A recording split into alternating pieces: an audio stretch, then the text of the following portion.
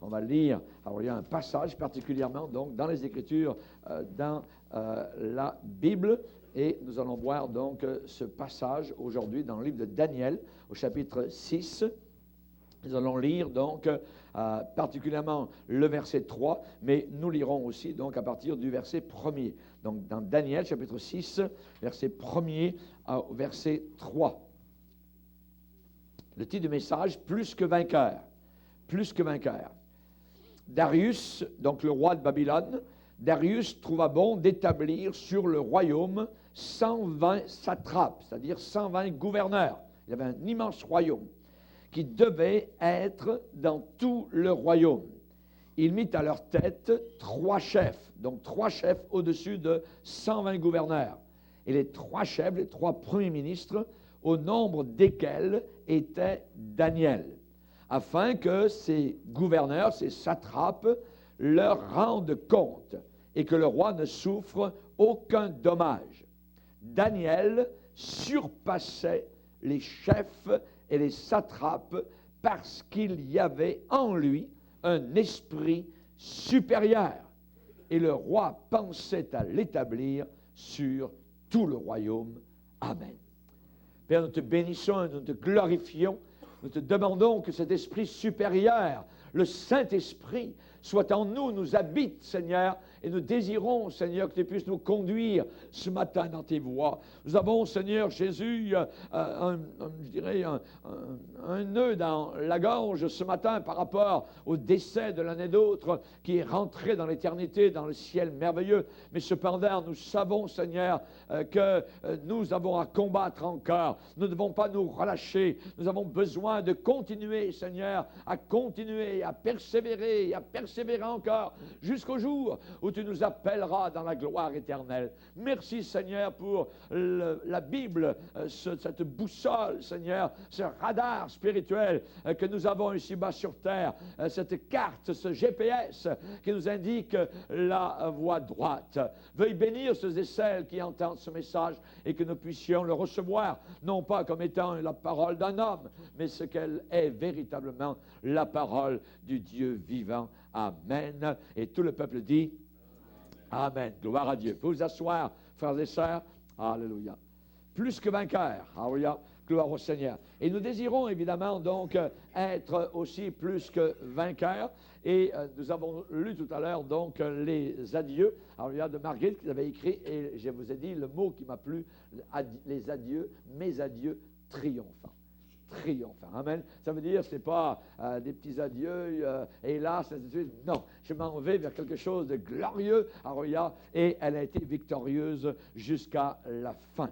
Et ici, nous avons dans la parole de Dieu, Daniel, qui fait partie évidemment de plusieurs groupes de personnes qui ont été des victorieux. La Bible a une expression plus que vainqueur. Vainqueur est déjà quelque chose de merveilleux, une équipe gagnante contre une autre équipe, eh bien on les voit. Alors lorsque c'est la Coupe Stanley, ils sont prêts à sauter en l'air, à tout ça, à les bouteilles de champagne qui coulent, ainsi de suite. C'est un triomphe vraiment parce qu'ils sont vainqueurs. Et la Bible nous dit que nous sommes, nous, chrétiens, plus que vainqueurs. Imaginez, plus, il y a toujours un plus, voyez, dans nos vies. Et ici, Daniel à Babylone avait un esprit supérieur. Amen.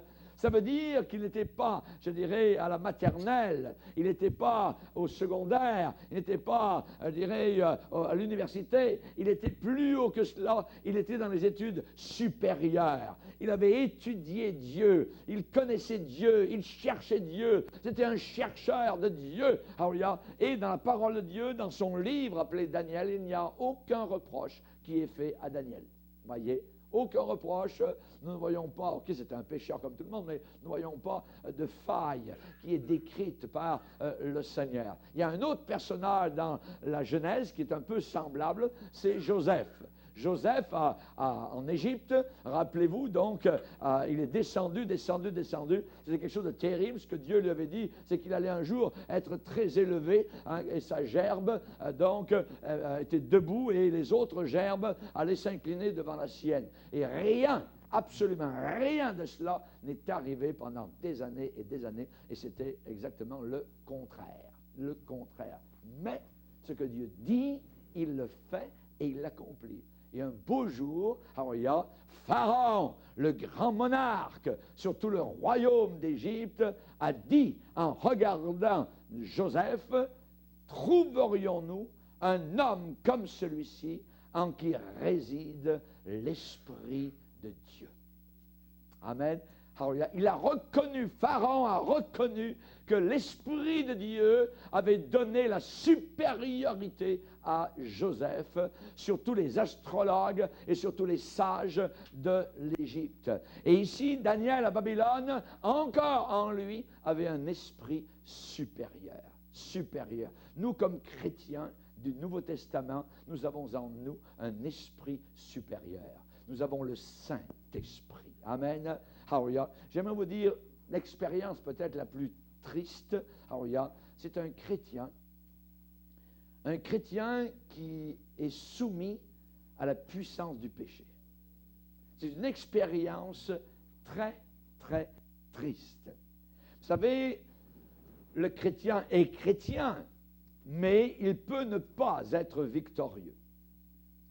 Il peut ne pas être vainqueur. Il peut être vaincu par le péché.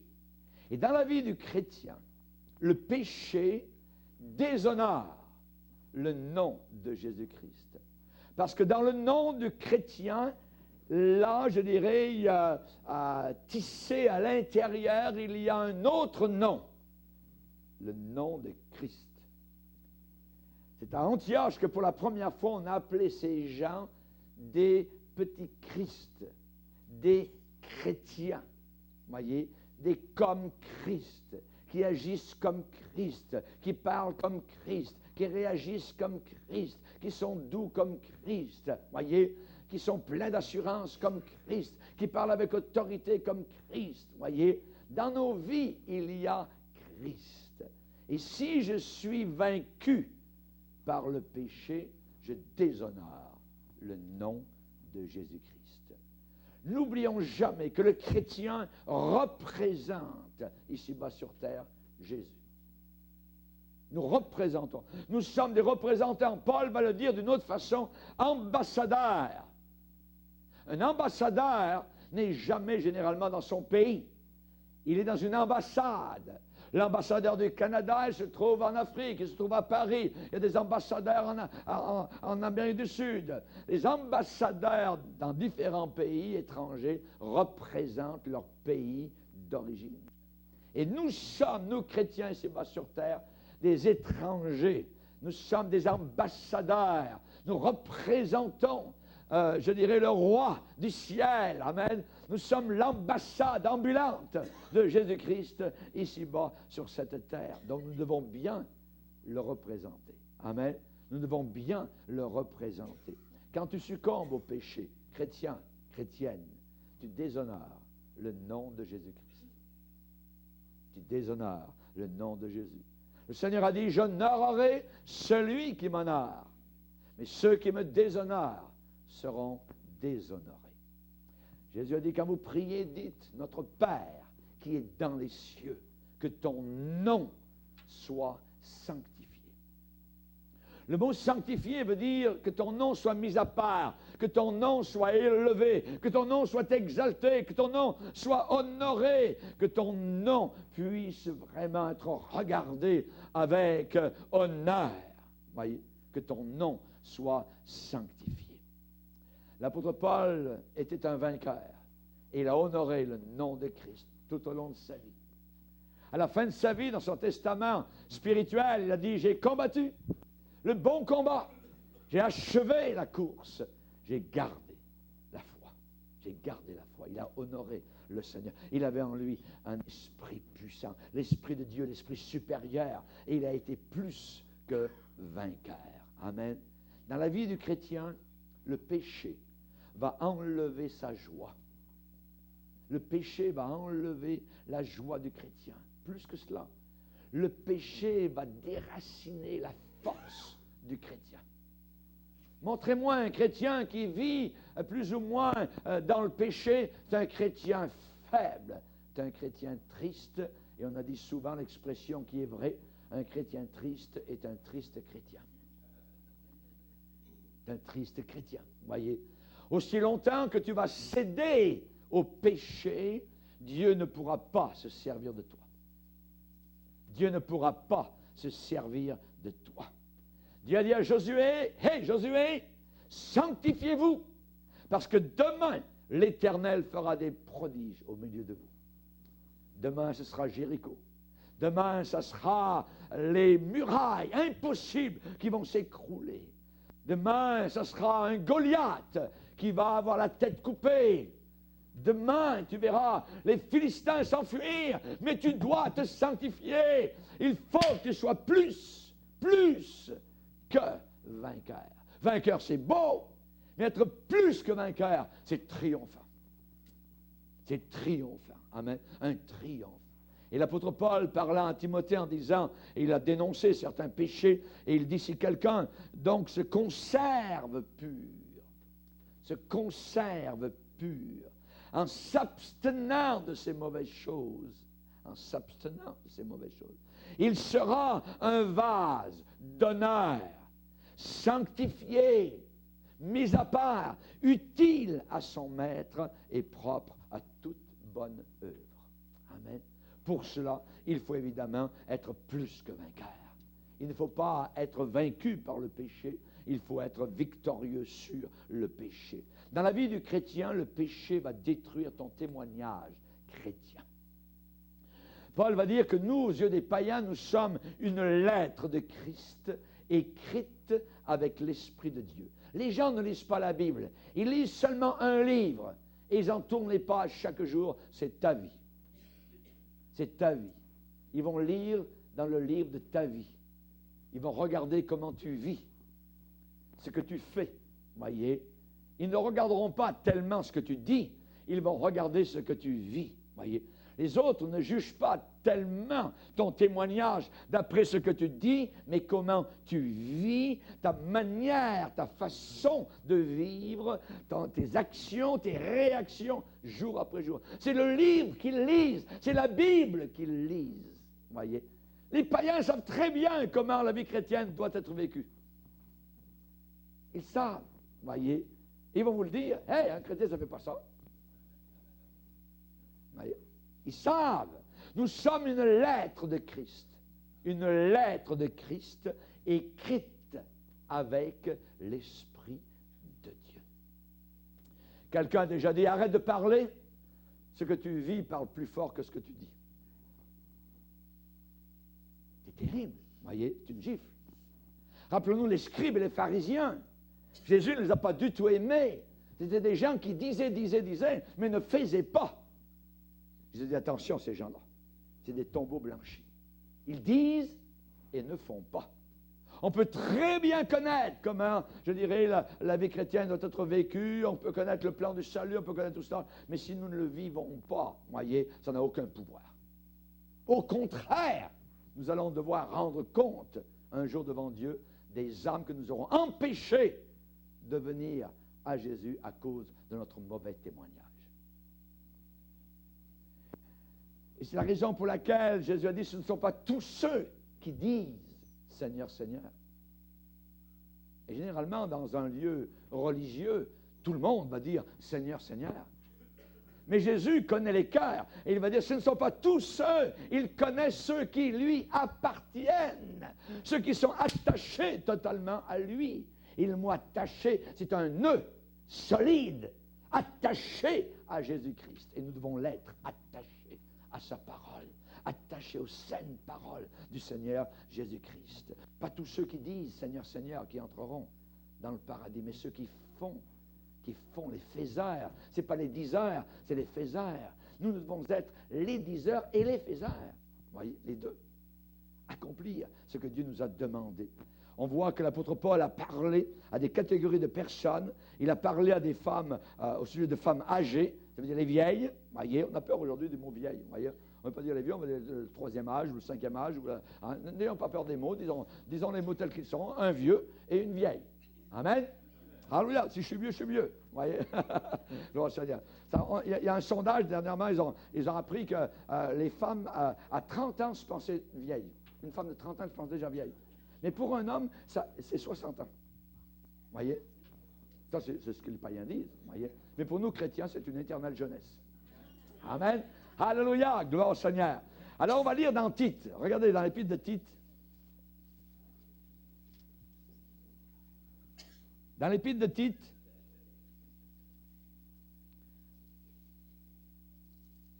verset 2, dit que les vieillards doivent être sobres, honnêtes, modérés, saints dans la foi, dans la charité, dans la patience.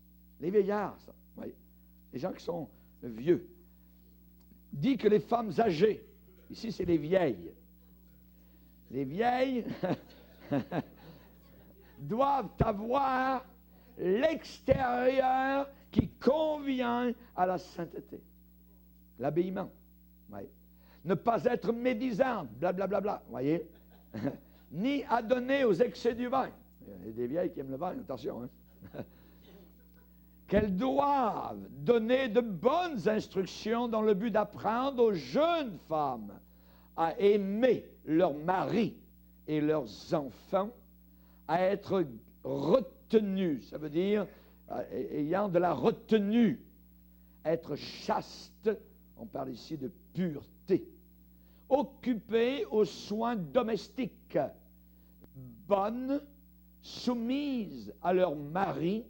Pourquoi? Voilà le témoignage, afin que la parole de Dieu ne soit pas blasphémée. Vous voyez, le témoignage est très important.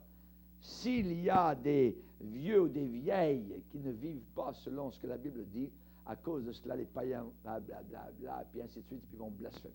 Voyez. Ensuite, les jeunes gens. Exhortent de même les jeunes gens à être modérés. Modéré, c'est encore contrôle de soi-même. Te montrant toi-même à tous égards un modèle de bonnes œuvres et donnant un enseignement pur, digne, une parole saine, irréprochable. Pourquoi encore? Afin que l'adversaire, c'est qui l'adversaire? Satan. Afin que l'adversaire soit confus, n'ayant aucun mal à dire de nous. Oui. Ensuite, les ouvriers exhortent les serviteurs à être soumis à leur patron, leur maître, à leur plaire en toutes choses, à ne pas être contredisant. Vous voyez, contredire. Il ne faut pas qu'un chrétien contredise le patron. À ne rien dérober. Ah, tiens, l'outil. Oh, ça appartient à la compagnie, je vais l'emmener à la maison. Non, non, non, laisse ça à la compagnie. Pour ton témoignage, à ne rien dérober, mais à montrer toujours une parfaite fidélité, a encore la raison, afin de faire honorer en tout la doctrine de Dieu notre Sauveur. Amen. Vous voyez le témoignage, comment c'est très, très important. Avoir cet esprit supérieur. Être plus que vainqueur. Et en ce moment même, par ta vie, tu es en train de dire aux autres l'un des deux messages. Le premier, tu es en train de dire, la vie chrétienne, ça marche, ou tu es en train de dire un autre message, la vie chrétienne, ça ne marche pas. Mais on dit cela sans rien dire par notre façon de vivre aux gens qui sont à l'extérieur. Oui. Ta façon de vivre, ta manière de vivre comme chrétien, comme chrétienne, affecte évidemment non seulement ta vie, mais celle des autres. C'est très important d'être un chrétien victorieux. Un chrétien victorieux. 1 Corinthiens 15 nous dit, grâce soit rendue à Dieu qui nous donne la victoire par notre Seigneur Jésus-Christ. La victoire. La victoire. 2 Corinthiens chapitre 2, grâce soit rendue à Dieu qui nous fait toujours triompher. Alléluia. Amen. C'est le coureur qui arrive après le marathon et qui casse avec sa poitrine le fil d'arrivée. Triomphant. Amen. Grâce soit rendue à Dieu qui nous fait toujours triompher en Christ et qui répand par nous en tout lieu l'odeur, la bonne odeur de sa connaissance. Amen, l'odeur de Jésus-Christ. Paul a dit, je puis tout. Je puis tout. Mais ce n'est pas arrêté là, s'il avait dit cela, là, ça aurait été la pensée positive. Vous voyez, et on n'est pas dans la pensée positive. Mais il a dit, je puis tout par celui qui me fortifie. Amen. Je puis tout par celui, par le biais, par le moyen, par la force de celui qui est en moi, de celui qui me fortifie. Et l'apôtre Jean va dire, vous êtes de Dieu et vous les avez vaincus. Amen. Vous les avez vaincus en parlant des païens. Parce que celui qui est en vous est plus grand, plus fort, plus puissant que celui qui est dans le monde, le diable. Amen. Alléluia. Celui qui vaincra héritera ces choses. C'est la promesse, amen, de l'Apocalypse, chapitre 21.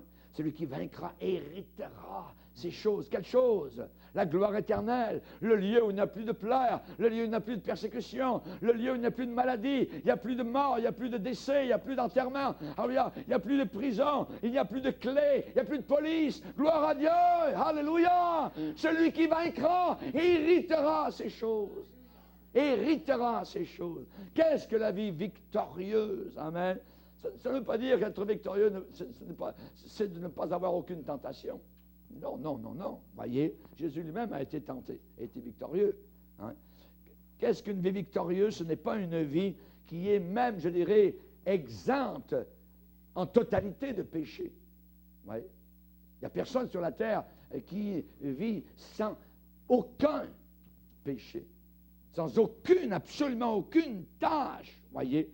Si nous disons que nous n'avons pas de péché, nous nous séduisons nous-mêmes. Et la vérité n'est pas en nous. Amen. Ça ne veut pas dire que quelqu'un qui est victorieux est absolument immaculé, voyez, sans aucun péché. On peut pécher par omission, on peut pécher par notre langue, un mot qui est sorti trop vite, toutes sortes de choses, voyez. Ça peut arriver. Mais on peut être vainqueur malgré cela. C'est impossible d'avoir avec Dieu des relations qui nous permettent de dire « je suis sans péché ». Non, voyez, on ne peut pas dire cela. Ou encore « je ne peux plus pécher ». Oh, attends, si la personne dit ça, peut-être que c'est juste la demi-heure après, la personne va tomber, voyez. Et Jean va écrire à des chrétiens en disant « mes petits-enfants, si quelqu'un a péché », en parlant des chrétiens, parmi les chrétiens, si quelqu'un a péché, si c'est arrivé, nous ne sommes pas sans secours, nous avons un avocat.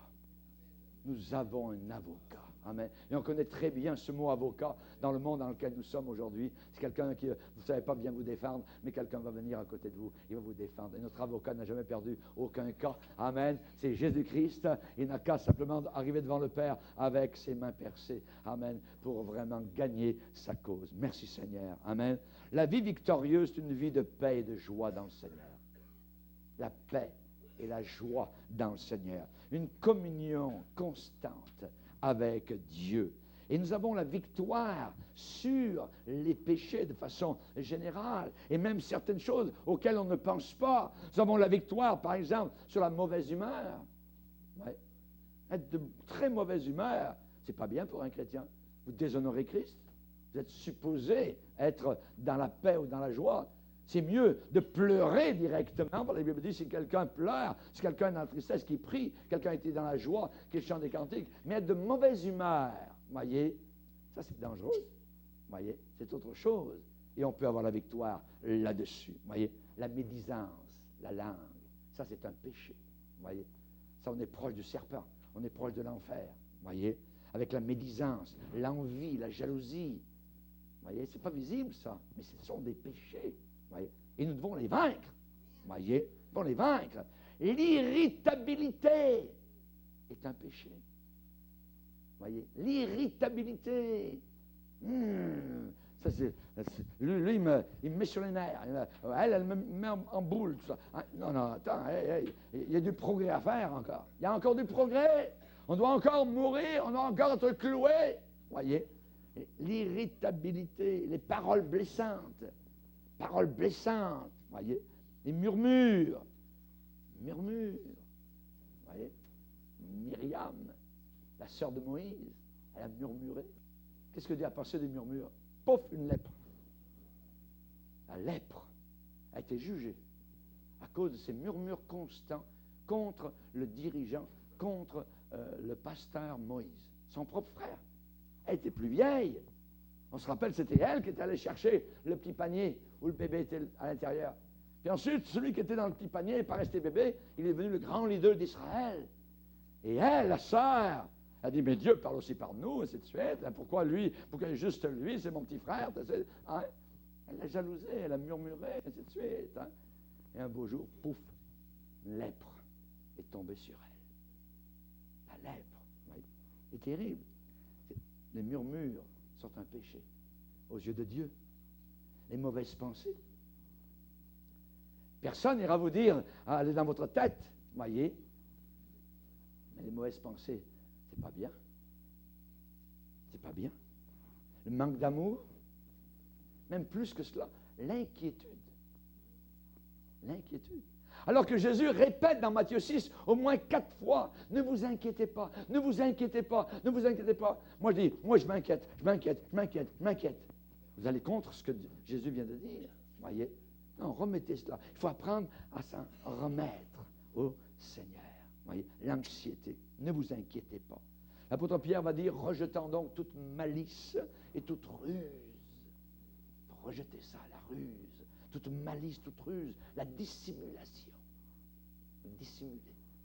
Je parais telle personne aux yeux de mes frères et sœurs, en réalité, je suis complètement différent derrière. Ça, c'est la ruse, la dissimulation. Rejetons cela. Soyons vrais. Amen. Soyons honnêtes avec nous-mêmes et avec, évidemment, nos frères et sœurs. Chers amis, c'est la seule façon qui glorifie Jésus-Christ. Il n'y a pas d'autre façon, d'autre manière de vivre. Alors vous allez dire, pasteur, mais qui peut avoir ce genre de vie plus que vainqueur? Tous les croyants. C'est pour tous les croyants, voyez. C'est pour toi et pas uniquement pour certains chrétiens privilégiés ou une certaine élite particulière. Non, non, non. Dans le Nouveau Testament, cette vie plus que vainqueur est présentée comme étant la vie chrétienne normale. Normale, voyez. Et Dieu a fait en sorte que tout chrétien puisse vivre ce genre de vie. La victoire, j'aimerais vous le dire, est un cadeau. Ça ne vient pas de nous. C'est un cadeau. Exactement comme le salut est un cadeau.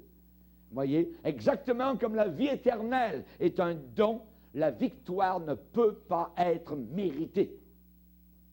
Ça ne peut pas être mérité. Dans 1 Corinthiens 15, verset 57, il est dit, « Grâce soit rendue à Dieu qui nous donne la victoire. » Arrêtons-nous là-dessus. Voyez, Seigneur, merci de me donner la victoire parce que je la mérite.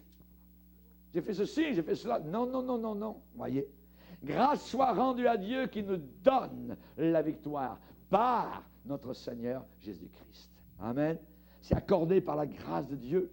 Quand les disciples ont comparu devant les autorités religieuses dans Actes chapitre 5 et qu'ils sont repartis, on leur a interdit, on vous interdit de parler maintenant au nom de Jésus. Ils ont continué, ils sont sortis, ça dit qu'ils étaient remplis de la joie du Seigneur. Ils ont continué à parler en public, dans les maisons de Jésus-Christ, leur sauveur. Oui. Ils ont dit, on a été jugés dignes de souffrir pour le nom du Seigneur Jésus-Christ. Ils étaient remplis de joie, capacité. Ça débordait, voyez. Quand Étienne était persécuté, quand les pierres étaient jetées sur lui, il brillait de la gloire du Seigneur.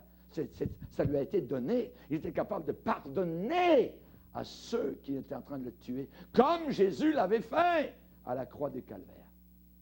Amen. C'est ça la vie victorieuse qui nous est donnée. C'est un cadeau du Seigneur Jésus-Christ. Amen. C'est accordé par la grâce de Dieu. Ça veut dire que c'est quelque chose que Dieu fait pour nous. C'est quelque chose que Dieu fait pour nous. Dans toutes ces choses, aux Romains, on est considérés comme des brebis destinées à la boucherie. Vous voyez, quantité négligeable. Vous voyez, les chrétiens, il ferait mieux de disparaître de la terre. Vous voyez, qu'est-ce qu'ils font sur la terre? On n'a pas besoin d'eux, ainsi de suite. Vous voyez, ils étaient considérés vraiment comme des brebis destinées à la boucherie. Mais dans toutes ces choses, nous sommes plus que vainqueurs par celui qui nous fortifie. Amen. Plus que vainqueurs. Dans toutes ces choses, au milieu de ces persécutions, au milieu de ces paroles blessantes, voyez, ce mépris, nous sommes encore là plus que vainqueurs. Parce qu'à ce moment-là, Christ vient nous remplir à capacité de sa puissance, de sa gloire et de sa joie. Amen. Et ça ne vient pas de nous, ça vient de celui qui habite en nous. Jésus-Christ, notre Sauveur. Alléluia. Alors à celui qui peut faire par la puissance qui agit en nous, infiniment au-delà de tout ce que nous demandons, croyons ou prions. Amen. Il est tout puissant. À lui soit la gloire. C'est quelque chose que Dieu fait pour nous. La victoire, ça se prend comme on a pris le salut. Comme on a pris le salut. C'est une faveur imméritée. Je ne mérite pas d'être plus que vainqueur. Non. C'est lui qui me donne sa victoire. Sa victoire, c'est encore la sienne. Tout va revenir encore à lui. C'est lui. C'est lui qui te pardonne. C'est lui qui te fortifie. C'est lui qui te baptise l'esprit. C'est lui qui te renforce. C'est lui qui te donne le battement à ton cœur. C'est lui qui te donne un ressort dans tes genoux. C'est lui. Qui te couronne de bonté. C'est lui qui couronne de bien ta vieillesse. Chers amis, la force toute puissante de Dieu agit en notre faveur et accomplit pour nous des choses que nous ne pourrions jamais faire. Que nous ne pourrions jamais faire. Le salut. Arrêtons-nous au salut que nous avons, vous voyez, qui nous a été donné. C'est un effet de la grâce de Dieu, du début à la fin. Du début à la fin. On ne savait même pas que ça existait. Rappelez-vous, quand vous étiez dans le monde, vous voyez. Et regardez aujourd'hui ce que vous êtes devenus. Est-ce que c'est vous? Vous voyez, par des cours, par théologiques, par ceci, par cela, par une thérapie, par... Non, ça a été donné, c'est un cadeau. Quelqu'un un jour est venu avec ses 2 mains percées et vous a présenté le salut. Et vous avez dit, merci Seigneur, je le reçois. Vous avez été sauvé. Et vous avez été sauvé simplement en recevant. Alléluia, que Dieu soit béni. Amen. Notre rôle à nous dans le salut, c'était quoi? De recevoir. De recevoir, voyez, de recevoir la grâce de Dieu. À tous ceux qui l'ont reçu, amen, il a donné le pouvoir de devenir enfant de Dieu. Le pouvoir, l'autorité, c'est pas la nôtre, c'est la sienne. Alléluia. Merci Seigneur. Alléluia. Chers amis, quand nous étions sans force, Christ est mort pour des pécheurs. Sans force, sans aucune force. On avait essayé auparavant, s'améliorer, on va prendre des résolutions, tout ça. Résolution, mon œil, vous voyez.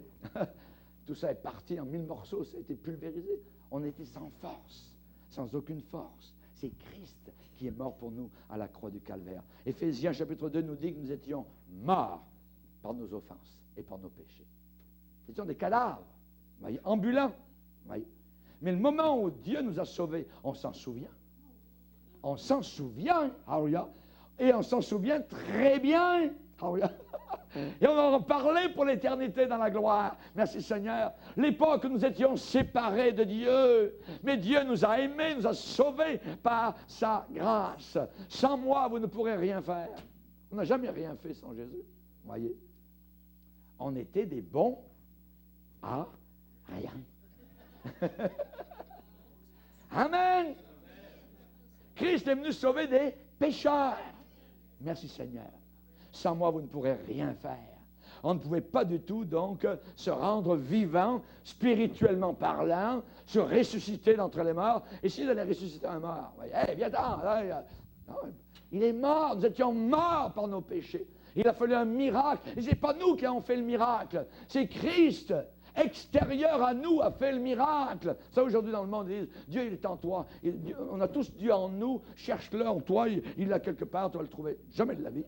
Jamais de la vie. C'est vide à l'intérieur de nos cœurs. Complètement vide. Et Christ vient frapper à la porte de notre cœur. Il est à l'extérieur et il veut pénétrer à l'intérieur. Et c'est ce qu'il a fait quand on a été sauvé. On a été soudain habité. Moi, j'ai été pneumatisé. J'ai dit, mais qu'est-ce qui se passe? Je ne suis plus tout seul. Il y a un pneumatique à l'intérieur. Il y a l'Esprit de Dieu. Il y a une puissance de Dieu. Christ était là, à l'intérieur, l'Esprit de Dieu. Le Père, la Trinité est venu habiter dans nos cœurs. Merci Seigneur. Amen. On ne pouvait pas se rendre vivant spirituellement. Mais c'est la puissance de Dieu agissant en nous qui nous a rendus, je dirais, qui nous a amenés à la vie spirituelle. Tout a été accompli de A à Z par la grâce de Dieu. La Bible dit, c'est par la grâce que vous êtes sauvés. Ça ne vient pas de vous, c'est le cadeau de Dieu, afin que personne ne se glorifie. Vous savez, un jour, le Seigneur a pris Ézéchiel, un homme de Dieu, et l'a amené dans un cimetière. Mais le cimetière était tout ouvert. voyez, tous les cadavres étaient là ouverts, à ciel ouvert.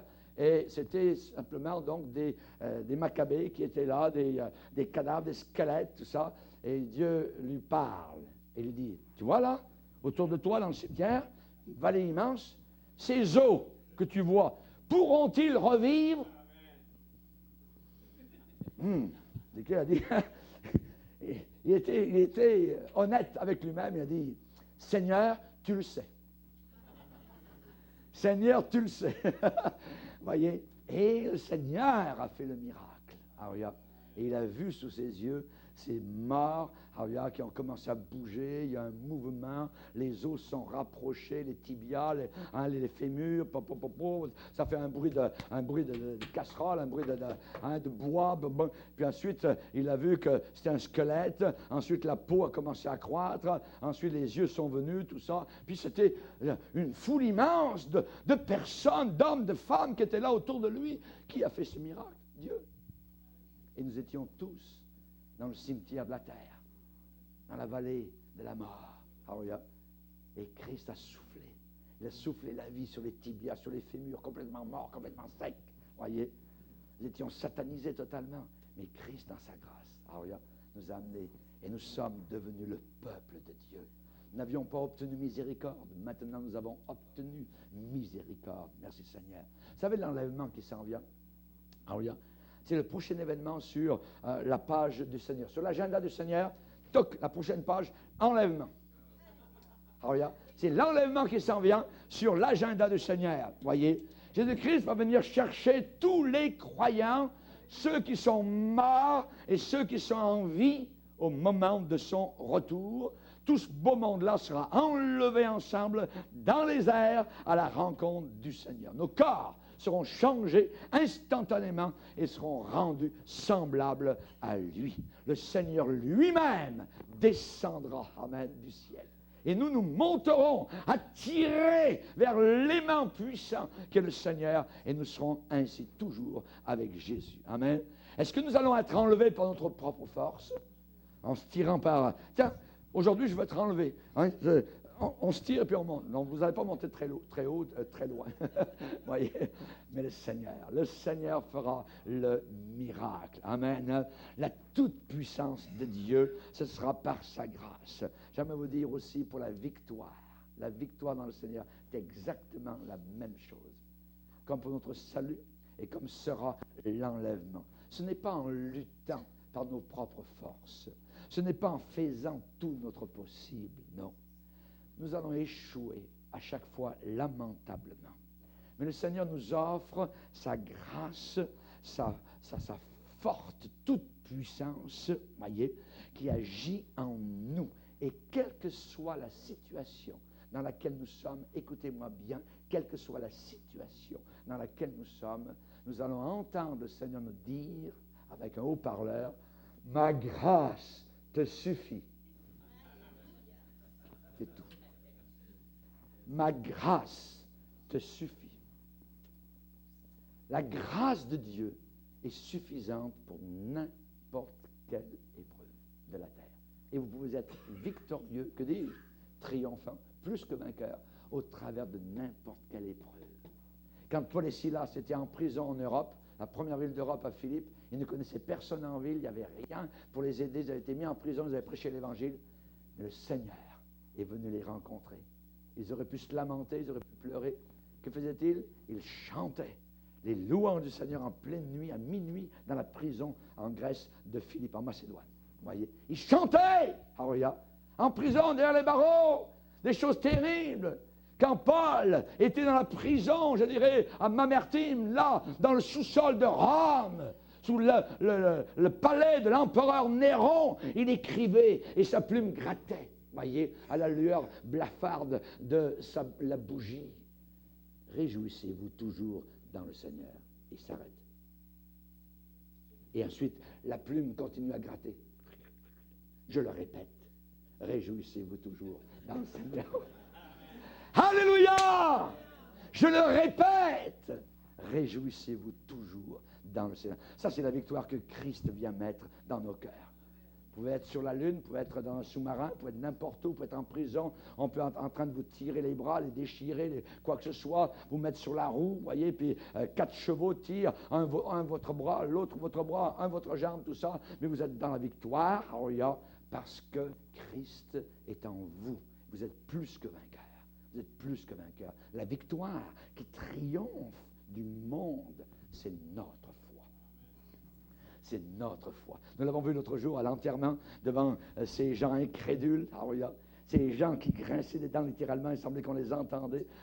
Mais les chrétiens qui étaient là, le paquet de chrétiens, sauvés par la grâce de Dieu, était un poids de puissance dans la balance de cet enterrement. Amen. Et on a vu que nous étions plus que vainqueurs en face de ces gens qui avaient des faces. On aurait vu il se tordait comme des vers, littéralement. Quand est-ce qu'il va finir, tout ça? Il n'a pas fini de parler de son Dieu, de sa Bible, tout ça, puis de sa Nouvelle Jérusalem, puis ainsi de suite. On est vainqueur, plus que vainqueur. La victoire qui triomphe du monde, c'est notre foi. Un jour, on a pris un chrétien, on l'a placé sur un poteau, on l'a attaché, en dessous, on a mis des fagots et on a mis le feu. Un des réformateurs en Angleterre. Et avant de mourir, l'homme a crié au travers des flammes et de la fumée, « Seigneur, ouvre les yeux du roi d'Angleterre !» Et il est mort comme cela. Est-ce qu'il est mort vaincu? Ah! Non, vainqueur. Vainqueur. On meurt très bien dans la famille de Dieu. On meurt victorieux, on meurt triomphant. Amen. Le Seigneur nous offre sa grâce. Alors, il y a ma grâce te suffit. La grâce de Dieu est pour nous maintenant. Amen. Simplement Jésus qui vit en nous. Laissez-le vivre. Laissez vivre sa vie. Soumettez-vous au Seigneur. La soumission. Amen. La soumission à Jésus-Christ. Chers amis, nous avons une institutrice. Nous sommes comme dans une petite école. Et notre institutrice, elle s'appelle la grâce de Dieu. Et la grâce de Dieu nous enseigne. Dans l'épître de Tite, la grâce de Dieu nous enseigne. On va le lire dans Tite, chapitre 2, verset 11. Alléluia. Tite, chapitre 2, verset 11. Car la grâce de Dieu, source de salut pour tous les hommes, a été manifestée. Elle nous enseigne à quoi? À renoncer à l'impiété et aux convoitises mondaines, et à vivre dans le siècle présent selon la sagesse, la justice et la piété, en attendant la bienheureuse espérance et la manifestation de la gloire du grand Dieu et de notre Sauveur Jésus-Christ, qui s'est donné lui-même pour nous, afin de nous racheter de toute iniquité et de se faire un peuple victorieux, triomphant, qui lui appartiennent, purifiés par lui et zélés pour les bonnes œuvres. Amen. Baissons nos têtes et prions le Seigneur. Seigneur, nous voulons te bénir. Nous voulons te glorifier, nous voulons t'adorer, nous voulons mieux t'aimer, nous voulons mieux te servir. Aide-nous à nous soumettre, non pas au péché, aide-nous à nous soumettre à ta volonté, qui est bonne, agréable et parfaite. Merci pour cette grâce qui nous suffit en toute occasion, Seigneur. Lorsque l'apôtre Paul t'a prié 3 fois, tu lui as répondu, Seigneur, par rapport à son écharde dans la chair, ma grâce te suffit. Nous te bénissons, Seigneur, pour cette grâce merveilleuse qui nous porte, qui nous transporte, qui nous aide à passer par-dessus les difficultés de cette vie terrestre qui est si courte. Bientôt nous serons dans cette gloire éternelle. Bénis tes enfants qui combattent et qui luttent. Et nous te demandons que nous puissions te laisser vivre totalement dans nos vies personnelles. Merci Seigneur. Aide-nous à apprendre à te connaître. Au nom de Jésus. Amen. Et tout le peuple dit Amen. Gloire à Dieu.